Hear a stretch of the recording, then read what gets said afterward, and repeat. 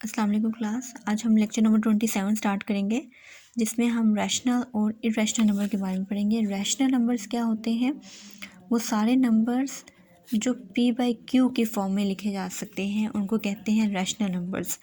और p all the numbers that can be written in the form of p by q. अब इसमें q पे condition ये होती है कि q जो है वो कभी भी ज़ीरो नहीं होगा, क्योंकि अगर q ज़ीरो हो जाए तो ये वाली फ्रैक्शन बनती ही नहीं है, ये फ्रैक्शन अनडिफाइंड हो जाती है। ठीक है। और ये जो p और q खुद किससे बिलोंग कर रहे हैं? इंटीजर से बिलोंग कर रहे हैं। ये p और q खुद किससे बिलोंग कर रहे हैं? इंटीजर से। अगर हम एग्जांपल लें, देखिए अगर 4/1 एक नंबर ले लिया मैंने। अब ये 4 भी एक इंटीजर है, ये 1 भी इंटीजर है, और अगर आप चेक करें ये 1 है, ज़ीरो नहीं है, तो इसका मतलब है ये जो नंबर बनेगा इसको हम क्या कहेंगे? ये रैशनल नंबर है। इसी तरह -5 -7 ले लें, ये भी एक इंटीजर है। ठीक है। इंटीजर्स कौन से होते हैं? अगर आप इंटीजर्स वाला सेट लिखें, 0 +-1 +-2 +-3 +-4 अप टू सो ऑन, यानी वो सारे नंबर्स इंटीजर्स में कौन से होते हैं? प्लस में भी नंबर्स होते हैं, नेगेटिव में भी होते हैं, और ज़ीरो भी इंक्लूड होता है। तो यहाँ पे देखा जाए तो q जो है हमारा नॉन ज़ीरो है, यानी ज़ीरो नहीं है, तो ये भी हमारा क्या होगा? रैशनल नंबर होगा। ठीक है। इसी तरह अगर हम लोग देखें तो ज़ीरो एक नंबर है, ये अब हमने डिसाइड करना है कि ये रैशनल है या नहीं है। तो अगर आप चेक करें तो ज़ीरो को हम लिख सकते हैं 0/1। p पे कोई कंडीशन नहीं थी कि p ज़ीरो होना चाहिए या नहीं, p कोई भी इंटीजर हो सकता है इस सेट में से। ठीक है। तो p अगर ज़ीरो है तो इससे वो रैशनल ही रहेगा। लेकिन q अगर देखें तो q नॉन ज़ीरो नंबर है, तो इसका मतलब है ये वाला नंबर यानी zero is the rational number. अब हम देखते हैं कि इरेशनल नंबर कौन से होते हैं। इरेशनल नंबर वो सारे नंबर्स होते हैं जो p बाई क्यू के फॉर्म में नहीं लिखे जा सकते। मसलन अगर हम लोग देखें, यानी जो अंडर रूट में आते हैं, ठीक है, जो स्क्वायर रूट में आते हैं, उन सारे नंबर्स को क्या कहते हैं? Irrational number. जैसे √2 हो गया, ये हमारे पास इरेशनल नंबर है। जैसे 2/3 हो गया, ये हमारे पास, चूँकि ये इसके रूट के अंदर आ रहा है तो ये हमारे पास इरेशनल नंबर होगा। जैसे हमारे पास है √5/7, ये हमारे पास इरेशनल नंबर है। ठीक है। √6, ये हमारे पास इरेशनल नंबर है।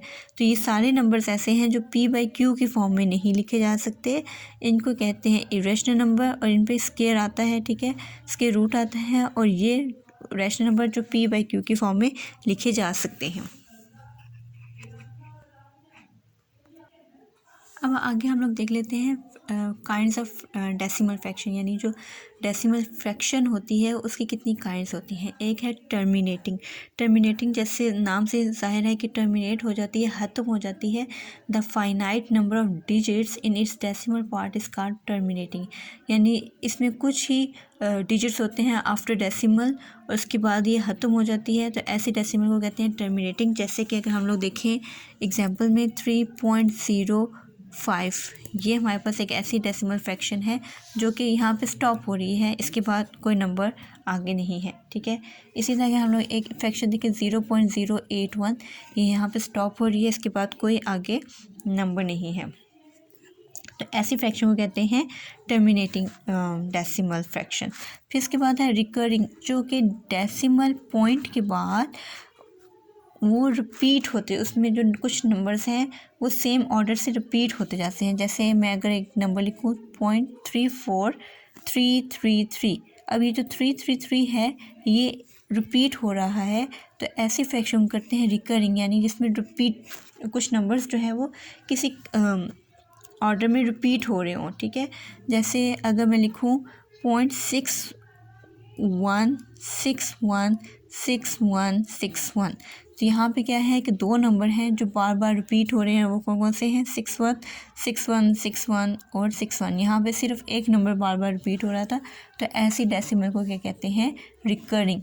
इसी तरह अगर एक और एग्जांपल ले लें 3.416416 416। अब ये एक ऐसा नंबर है जो डेसिमल के बाद 3 नंबर के बाद दोबारा वही नंबर्स आ रहे हैं। 416 के बाद दोबारा 416, 416 के बाद दोबारा 416। तो ऐसी फ्रैक्शन को क्या कहते हैं?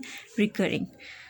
अब एक third kind of decimal fraction है जो कि किसी ऑर्डर के साथ रिपीट भी नहीं हो रही होती, यानी नॉन रिकरिंग होती है, यानी इसमें कोई ऑर्डर नहीं होता। डेसिमल के बाद वो जैसे मर्ज़ी कोई भी नंबर लिख लें, और नॉन टर्मिनेटिंग, ना ही वो एंड हो रही होती है। तो ऐसी फ्रैक्शन को क्या कहते हैं? Non recurring, non terminating. जैसे 4.316789110, यानी इसमें देखें एक तो पॉइंट के बाद नंबर्स चलते जा रहे हैं और दूसरे में इनमें कोई ऑर्डर नहीं है, ठीक है।